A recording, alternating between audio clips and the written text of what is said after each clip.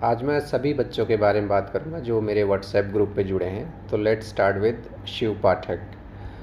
शिव, अगर मैं आपकी ओवरऑल पर्सनैलिटी की बात करूं तो आपके अंदर अच्छी बात यह है कि आप मेहनती हैं। You are really hard working and you have dedication towards acquiring knowledge.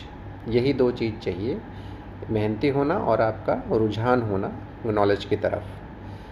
I see you creating lot of videos, speaking in Hindi and occasionally in some other language, जो कि बहुत अच्छा है।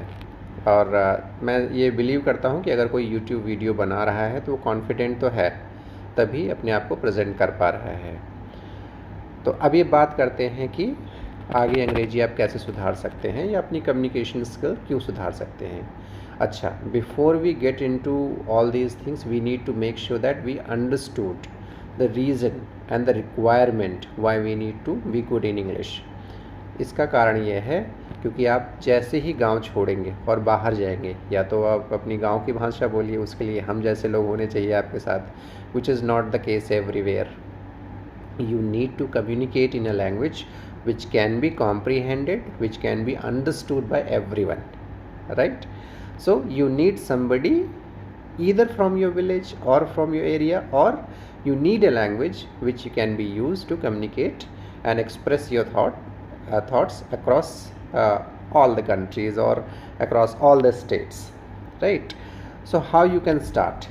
First of all, you are good at grammar, which is commendable job, but what you need is more of speaking. आपको ज़्यादा बोलने की ज़रूरत है। आप ग्रामर तो अच्छा कर सकते हैं, लेकिन ग्रामर का यूज़ करके हमें अब बातचीत भी चालू करनी पड़ेगी, बिकॉज़ आप एक टीचर भी हैं, क्योंकि आपने कोचिंग सेंटर भी खोला था। उसका फ़ायदा ये होता है कि हमें ज़्यादा प्रैक्टिस करने को मिल जाता है। लेकिन now you utilise this group, this is a great platform where you can speak in English and try to speak in English with everyone, whether you meet Chandan or you meet any other person from our village. So you can start speaking in English, if not for the entire day, at least for 15 minutes.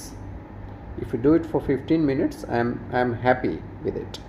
और आप धीरे धीरे जब आप बोलने लगेंगे, 1 साल तो बोलिए, 1 साल के बाद आप जिसे कहते हैं ना, जिसे हम लोग धीरे धीरे पहले कोई काम करते हैं तो एक गर्मी आ जाती है हमारे अंदर, और फिर धीरे धीरे हम उसका फ्लो बना लेते हैं।